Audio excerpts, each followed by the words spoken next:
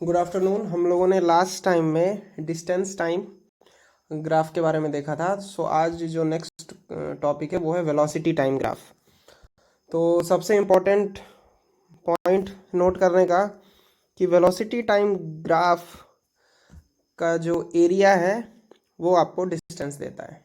ठीक है, और सबसे पहले हमें इस चीज़ को ग्राफिकली समझना है कि कैसे ये डिस्टेंस देता है। तो देखो, सबसे पहले ग्राफ का फंडा तो क्लियर है हम लोगों का कि सब एक टाइम धीरे धीरे बढ़ रहा है। अलग अलग टाइम पे मान लो हम लोग जैसे हर 5 सेकंड के इंटरवल पे 5, 10, 15, 20, 25 ऐसे टाइम बढ़ रहा है। तो हम लोग कोई भी व्हीकल या ऑब्जेक्ट जिसको स्टडी करना चाहते हैं उसका वेलोसिटी नोट करते जाते हैं। तो मान लो अगर उसका वेलोसिटी 20 मीटर पर सेकेंड, 20 मीटर पर सेकेंड, 20 मीटर पर सेकेंड, 20 मीटर पर सेकेंड आया। अब इस डेटा से हम लोगों को क्या पता चल रहा है? इस डेटा से हम लोगों को ये पता चल रहा है कि जैसे टाइम बढ़ रहा है वेलोसिटी उस ऑब्जेक्ट का इंक्रीज नहीं हो रहा है। इसका मतलब वेलोसिटी कांस्टेंट है, चेंज नहीं हो रहा है। और जब वेलोसिटी कांस्टेंट होगा तो वो इक्वल डिस्टेंस ट्रेवल करेगा इक्वल इंटरवल ऑफ टाइम में। ठीक है, और वो कहलाएगा यूनिफॉर्म मोशन। और यूनिफॉर्म मोशन में जब कोई ऑब्जेक्ट वेलोसिटी v से चलता है तो velocity equal to distance upon time होता है। अगर स्ट्रेट लाइन में चल रहा है तो speed is equal to distance upon time. Straight line में अगर ऑब्जेक्ट मूव करता है तो स्पीड और वेलोसिटी इक्वल होता है, अगर यूनी डायरेक्शन में स्ट्रेट लाइन में मूव कर रहा है तो speed is equal to distance upon time होता है। तो अब देखो, so distance is equal to speed into time. अब इसी चीज को distance is equal to speed into time को हम लोग देखते हैं कि ग्राफ में कैसे एरिया जो है वो ये पॉइंट देगा मेरे को। तो अब देखो, जो डेटा मैंने लिखा था, अब देखो graph is just representation of data. अगर आपके पास पॉइंट्स हैं टाइम और वेलोसिटी का, तो आप या तो उससे मदद लेके जो भी आपको पूछा जा रहा है वो बता दीजिए, नहीं तो फिर अगर आपको ग्राफ दिया हुआ है तो आप ग्राफ से कैसे निकाल सकते हो। तो ग्राफ जो है वो जस्ट डेटा का रिप्रेजेंटेशन है।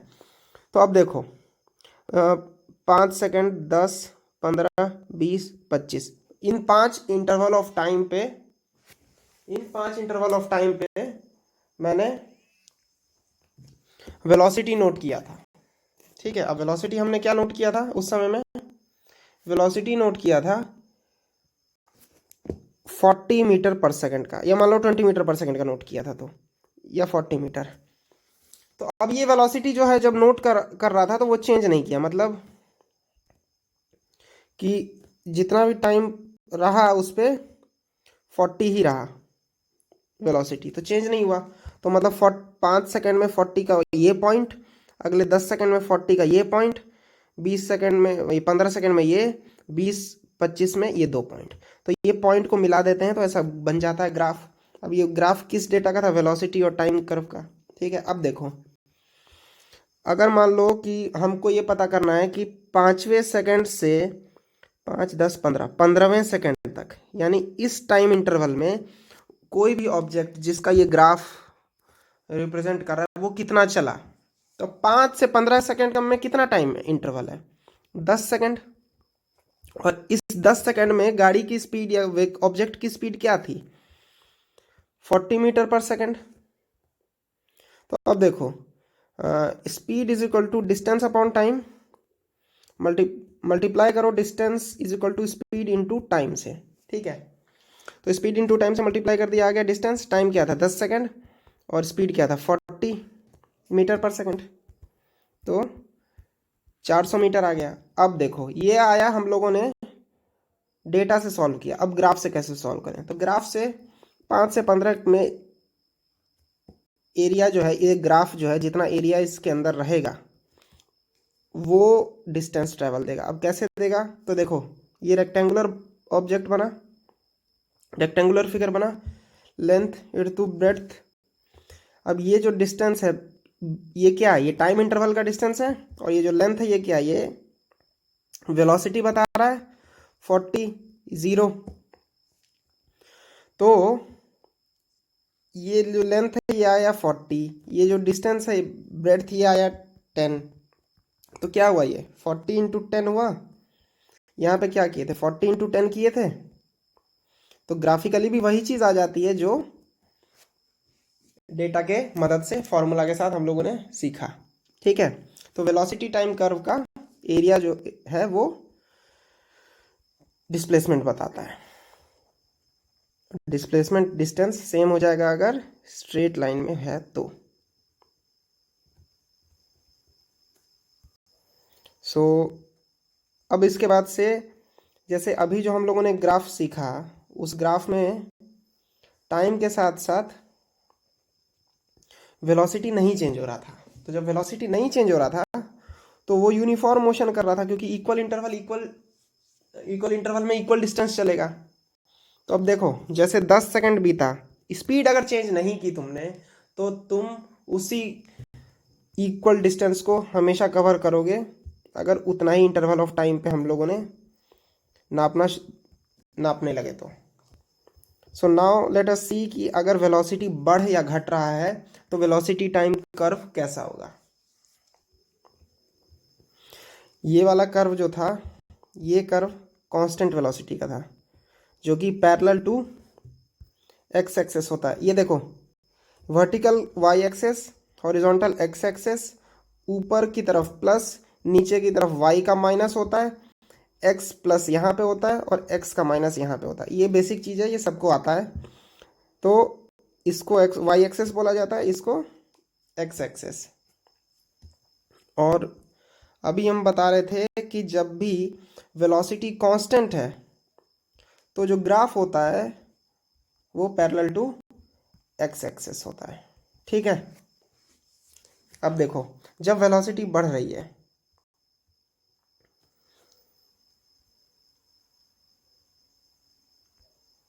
यहाँ पे टाइम को हर 5 सेकंड में बढ़ाइए, 5, 10, 15, 20, 4 पॉइंट लेते हैं।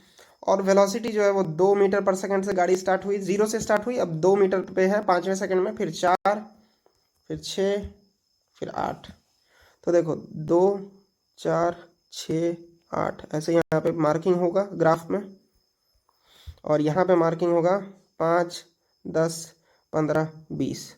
तो ये 4 पॉइंट हमें दिख गए, इसको जोड़ दिया तो ये आ गया वेलोसिटी टाइम कर्व। अब ये जो कर्व आया ये उस ऑब्जेक्ट का आया जिसकी वेलोसिटी बढ़ रही है समय के साथ। ठीक है, जिसकी वेलोसिटी नहीं बढ़ रही थी वो तो constant parallel to X axis था, जिसका बढ़ रहा है वो स्ट्रेट लाइन और इंक्रीजिंग विथ पॉजिटिव स्लोप। अभी स्लोप के बारे में बाद में डिस्कस करेंगे हम लोग। तो अब देखिए, इस तरह का कर्व आता है उसका, वेलोसिटी टाइम कर्व का। अब इस केस में भी जो एरिया होगा, अगर मान लो बोला जाए इस टाइम और इस टाइम के बीच में ये गाड़ी जो कि तेजी से अपनी स्पीड बढ़ाते हुए जा रही है, इसका आप बताइए मेरे को डिस्टेंस, तो इसका भी एरिया ही निकालेंगे हम लोग पूरा। तो अब देखो, अगर सिर्फ ये रेक्टेंगल होता तो ये वो एरिया बताता जो गाड़ी इस स्पीड पे चलती रहती अगर तब, और ये बड़ा वाला रेक्टेंगल जो है ये वो एरिया बताता जब गाड़ी इस हायर स्पीड पे चलती। लेकिन गाड़ी तो किसी एवरेज स्पीड पे चली होगी ना, तो वो एवरेज स्पीड पे चली और उसका जो रेक्टेंगल एरिया है वो ये ट्रायंगल बताता है। अभी हम लोग डेरिवेशन करेंगे तो देखेंगे। तो ये जो एरिया है, ये जो एरिया था इस कर्व का, ये एरिया आपको डिस्टेंस बताएगा किसका, वेलोसिटी टाइम कर्व में। और distance is displacement if object is moving in straight line. So now let us see, कुछ डेटा दिया हुआ है हम लोगों को और बोलेगा एरिया निकालने के लिए। तो जस्ट देखो, रेक्टेंगल का एरिया जो होता है वो लेंथ इंटू ब्रेड्थ होता है, और ट्रायंगल का एरिया हाफ इंटू, अगर ये बेस है और ये ऑल्टीट्यूड है तो half into base into altitude. तो कोई भी अगर आएगा आपको डेटा पॉइंट दिया होगा, मान लो एक क्वेश्चन है अपना एनसीईआरटी में, इसमें बोला गया है कि velocity of a car at regular interval of time जो है वो 0, 5, 10, 15, 20, 25, 30, इसमें 0, 5, 10, 15, 20, 25, 30, इसमें डेटा दिया होगा 0, 9, 0, यहाँ से करो बना लीजिए 0, अब जैसे 9 के इंटरवल में चला 9, 18, 27, 36, इस तरह से चल रहा है।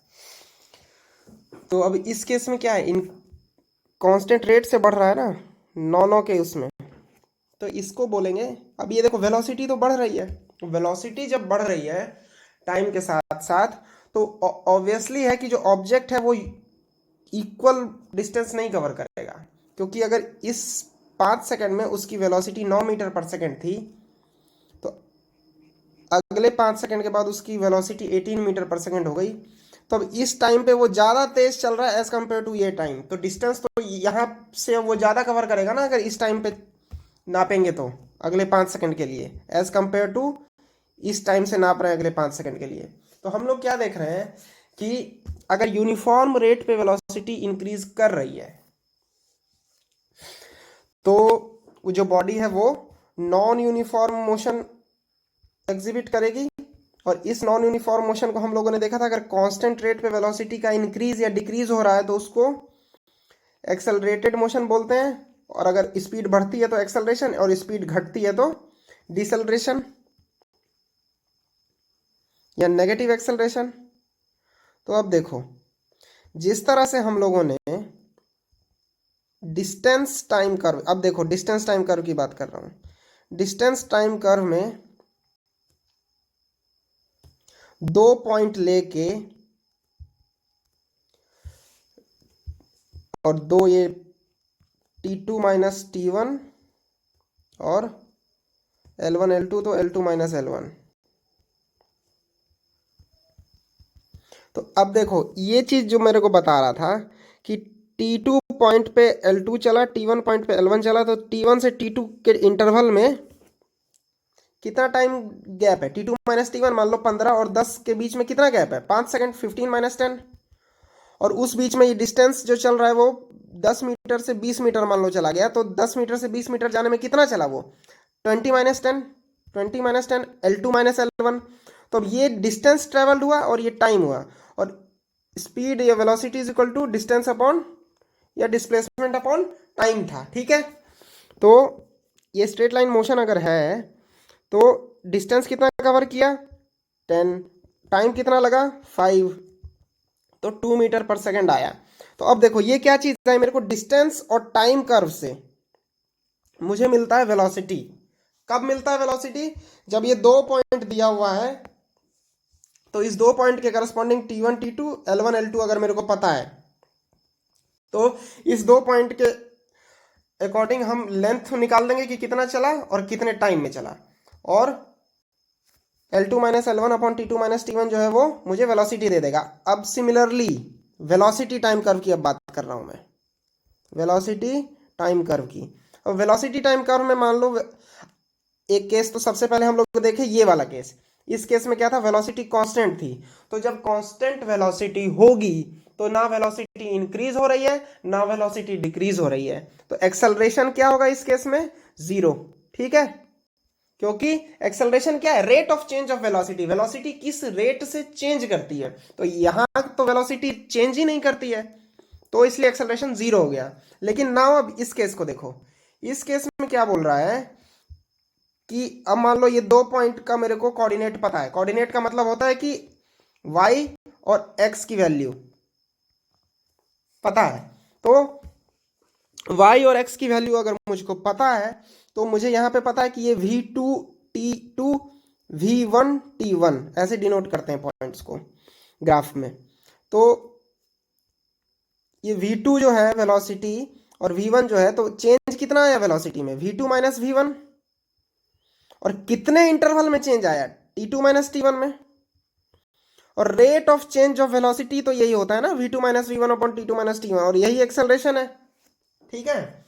तो जब भी ऐसा straight line velocity time curve में दिख जाए जो कि एक्स एक्सेस से पैरेलल से थोड़ा सा भी उठा या गिरा हुआ है, तो वो बॉडी एक्सेलरेटेड है।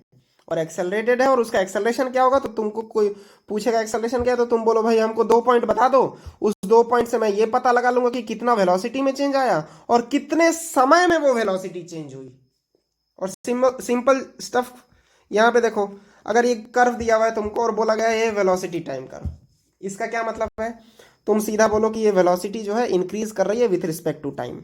अगर तुमको ये बोला गया कि ये देखो ये बताओ और ये वेलोसिटी टाइम ग्राफ है, तो तुम क्या बोलोगे, वेलोसिटी जो है वो सेम है with respect to change in time. अगर तुमको ये बोला गया कि ये लिखो और ये डिस्टेंस और टाइम कर्व, इसमें क्या बोलोगे, बोलोगे डिस्टेंस तो बढ़ता जा रहा है टाइम के हिसाब से और ये स्ट्रेट लाइन में है, इसका मतलब क्या है कि कोई ऑब्जेक्ट कांस्टेंट वेलोसिटी से चल रहा है। ठीक है, अब कांस्टेंट वेलोसिटी से चल रहा है, तो कांस्टेंट वेलोसिटी से चल रहा है तो ये कांस्टेंट वेलोसिटी हो गया।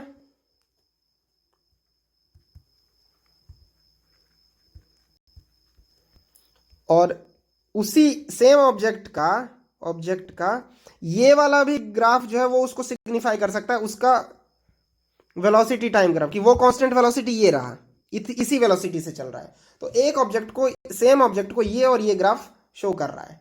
तो ये जो था ये वाला कर्व, ये था डिस्टेंस टाइम कर्व। और डिस्टेंस टाइम कर्व में अगर स्लोपिंग लाइन है, स्ट्रेट लाइन है, तो हम लोग बोलेंगे कि कांस्टेंट वेलोसिटी से चल रहा है। अगर वेलोसिटी टाइम कर्व में हमको बॉडी का जो मोशन है वो पैरेलल टू एक्स एक्सेस दिया हुआ है, तो ये बोलेंगे कि ये कांस्टेंट वेलोसिटी से चल रही है ऑब्जेक्ट। सिमिलरली अगर वेलोसिटी टाइम कर्व में मेरे को वेलोसिटी इंक्रीजिंग दिखा रहा है, इसका मतलब कि ये बॉडी यूनिफॉर्म एक्सेलरेशन से चल रही है। और अब इसका आंसर बताइए आप, डिस्टेंस टाइम कर्व है और ग्राफ ऐसा है, इसका क्या मतलब है, इसका मतलब है कि एक ऑब्जेक्ट जो था वो मान लो 5 मीटर पे खड़ा था पहले सेकंड में, दूसरे सेकंड में भी वहीं खड़ा है, तीसरे सेकंड में भी वहीं खड़ा है। इसका मतलब कि कोई ऑब्जेक्ट जो है वो रुका हुआ है एक जगह पे। तो यहाँ पे जो ऑब्जेक्ट है वो मूव नहीं कर रहा है। ठीक है, ग्राफ को ठीक से समझ लो, पढ़ना, क्योंकि ग्राफ जो है समझ पढ़ सब लेते हैं, लेकिन उस ग्राफ से आपके दिमाग में क्या स्पार्क होगा ये डिपेंड करेगा कि आपने किस अप्रोच से ग्राफ को पढ़ा है। ठीक है, अभी मैं दोबारा से डिस्टेंस टाइम और वेलोसिटी टाइम कर्व जो है वो बनाऊंगा। जैसे जैसे बना के क्वेश्चन पूछूंगा उस समय आप वीडियो को पॉज करोगे, खुद से आंसर मन में सोचोगे और फिर वीडियो को चला के ये देखोगे कि आंसर सही है कि नहीं। तो स्टार्ट कर रहे हैं, अभी कुछ कर्व बनाते हैं और फिर डिस्कस करते हैं।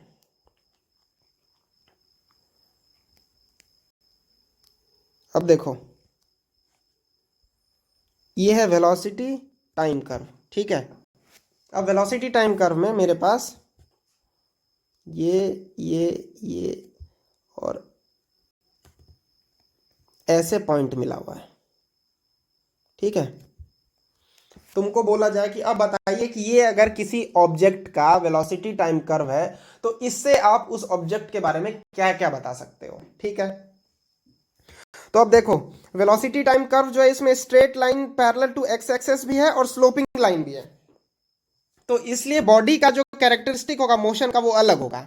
अब हमको देखना है कैसे, तो तुम सबसे पहले टाइम एक्सेस को देखो और फिर देखो टाइम बढ़ाते जाओ। तो टाइम को पहले मैं 0 पे था, मान लो यहां से कर्व शुरू हुआ 0 पे था, तो देख रहे हो कि वेलोसिटी कुछ है, इसका मतलब गाड़ी चल रही है, वेलोसिटी 0 नहीं है। वेलोसिटी 0 यहां पे होगा, यहां पे वेलोसिटी नॉन जीरो है at time t equal to 0। तो यहां पे यानी कि जब से तुमने देखना शुरू किया तो ऑब्जेक्ट मूविंग था। अब जैसे जैसे टाइम बढ़ रहा है, मान लो टाइम यहां बढ़ा यहां बढ़ा यहां बढ़ा, तो इसको मैप करो यहां पे और ये देखो जैसे जैसे समय बढ़ रहा है वेलोसिटी वही है, वेलोसिटी चेंज नहीं हुई। जब यहां तक टाइम बढ़ा तो भी देख रहे हैं कि वेलोसिटी सेम है। अब टाइम को बढ़ाओ और देखो, और टाइम को बढ़ा के देखा तो अब क्या देख रहे हैं हम लोग कि अरे यहां तो वेलोसिटी इंक्रीज हो गई, और आगे टाइम को बढ़ा तो यहां पे देख रहे हैं कि ये तो वेलोसिटी और इंक्रीज हो गई। तो हम लोग ये बता सकते हैं कि जब ये ऑब्जेक्ट जब मूव कर रहा था शुरू में, तो मान लो ये टाइम जो है ये 10 सेकंड है, तो 10 सेकंड तक ऑब्जेक्ट कांस्टेंट वेलोसिटी से चला, मान लो 40 मीटर पर सेकंड से, और 10 सेकंड तक वैसे चला और 10 सेकंड के बाद उसने अपनी स्पीड बढ़ाना शुरू कर दिया। Uniform acceleration. यूनिफॉर्म एक्सेलरेशन मैं क्यों बोल रहा हूं? क्योंकि ये स्ट्रेट लाइन है, ठीक है। तो अब इंटरप्रेट हो गया ग्राफ का ये। तो अब आपसे एक और क्वेश्चन, इसको पॉज करके बताओ। ऐसा कर्व है और ये है velocity time curve. Video pause करो और सोचो कि ये ऑब्जेक्ट कैसे चल रहा होगा और फिर आंसर को सुनो। तो देखो, सोच लिए तुम लोग।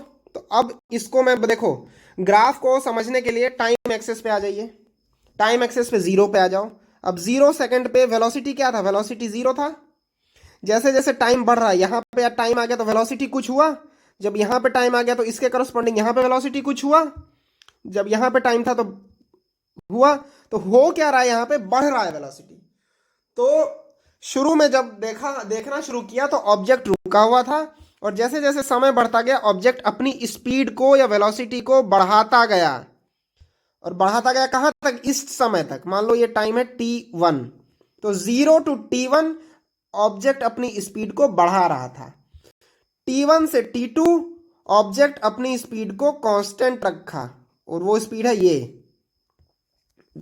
और फिर t2 के बाद ऑब्जेक्ट ने फिर से अपनी स्पीड को बढ़ाया। इसका मतलब कि गाड़ी स्टार्ट हुई तो उसने एक्सेलरेट किया और तेजी से बढ़ता चला गया आगे, और फिर उसने कांस्टेंट स्पीड पे गाड़ी को चलाना शुरू किया और फिर एक्सेलरेटर दबाया और स्पीड को इंक्रीज करने लगा। ठीक है। तो अब उस वीटी से इस तरह का जो वेलोसिटी टाइम कर्व है, इससे आपको ये दिमाग में चलना चाहिए कि गाड़ी किस तरह से चल रही होगी रोड पे। नाउ लेट अस सी एक और कर्व। ये है distance time curve. Distance time curve में मैंने ऐसा टाइम दिया, ऐसा बनाया, ये बनाया और फिर ऐसा बनाया। इसका क्या मतलब है? पॉज करिए, सोचिए और फिर मैं डिस्कस करता हूं। अब यहां पे ये हो रहा है कि टाइम जैसे जैसे बीतता जा रहा है डिस्टेंस नहीं चेंज हो रहा है यहां तक। इसका मतलब बॉडी रुकी हुई है। यहां से यहां तक डिस्टेंस चेंज हुआ, इसका मतलब बॉडी ने चलना शुरू किया। और ये स्ट्रेट लाइन है, इसका मतलब स्लोपिंग कांस्टेंट, तो इसका मतलब कि कांस्टेंट वेलोसिटी से चल रही है। और ये जो एरिया है यहां पे फिर डिस्टेंस जो है वो रुक गया। तो टाइम बढ़ने के साथ साथ डिस्टेंस वही है। इसका मतलब कि बॉडी पहले रुकी हुई थी, स्पीड कांस्टेंट स्पीड से थोड़ी देर चली और फिर रुक गई। बस यही चीज है, ये डिस्टेंस टाइम कर्व का इंटरप्रिटेशन है अगर इस तरह से दिया हुआ है तो। अब नेक्स्ट क्लास में और रैंडम ग्राफ्स डिस्कस करेंगे जिसमें कि एक्सेलरेशन भी होगा और यूनिफॉर्म मोशन होगा, नॉन यूनिफॉर्म मोशन होगा और काफी सारा ग्राफ्स डिस्कस करेंगे। तो अभी आप लोग ये कर लो कि दिमाग में बिठा लो कि कैसे मुझको ग्राफ इंटरप्रेट करना है। So thank you.